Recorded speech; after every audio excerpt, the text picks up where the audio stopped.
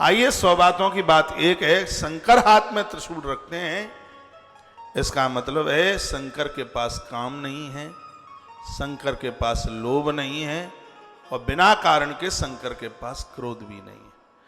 तीनों को जिसने जीत रखा है वो त्रिशूल वाला भगवान महादेव है। इन तीनों को जीतना बड़ा मुश्किल।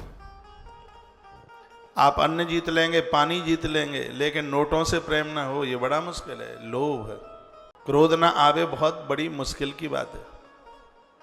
नहीं तो लोग उफनते ही रहते हैं। संसार की मांगे पूरी हो गई हों, ये 3 दोष बड़े खतरनाक है। मंदोदरी तो कहती थी नाथ नरक के पंथ, ये तीनों की सड़कें नरक के लिए गई हैं। तीनों को जीतना बड़ा मुश्किल है, और जो तीनों को जीत ले वही त्रिशूलधारी भगवान शंकर है, भगवान महादेव है। लिंग पुराण में ये कथा आप सुन रहे हैं शंकर जी की।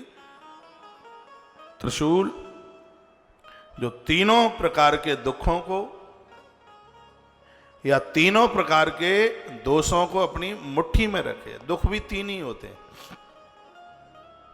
अध्यात्म, आदि दैविक और आदि भौतिक, ये 3 दुख हैं। एक दुख ऐसा है जो अंदर से पनप रहा है। देखो पैसा भी है, परिवार भी है, लेकिन मन से दुखी है। वो मन से दुखी क्यों है? क्योंकि बगल वाले की तरक्की हो रही है, इसलिए वो इसी में परेशान है।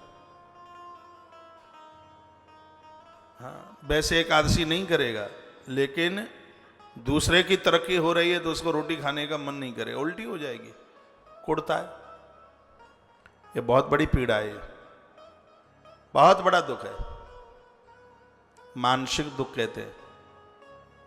एक है स्थूल दुख, शारीरिक कष्ट, बिना कारण के परेशानियां, बिना कारण के कोई मतलब नहीं हो। भगवान के चरणों में रहकर दैहिक दैविक भौतिक तापा राम राज का हुए नहीं व्यापा। भगवान के चरणों में रहोगे तो तापत्रय विनाश आया, तीनों प्रकार के दुखों का नाश हो जाए।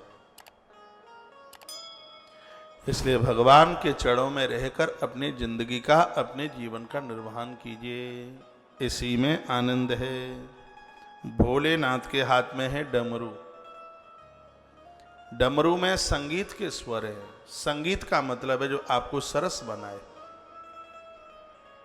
संगीत का अर्थ है जो आपको आनंद में भर दे। कितना भी कष्ट दुख परेशानी आ जाए, अपने आनंद को अपने आप से अलग मत होने दीजिए। शंकर जी का कितना बड़ा अपमान कर दिया दक्ष ने, लेकिन बहा महादेव के ऊपर कोई फर्क ही नहीं पड़ा। और ससुराल का अपमान हजम करना बड़ा मुश्किल है, लेकिन बहा महादेव। शंकर की जगह पर आप होते तो घरवाली की खैर नहीं थी, लेकिन भगवान महादेव को आप देखिए, उनके ऊपर कोई फर्क नहीं पड़ता। डमरू है।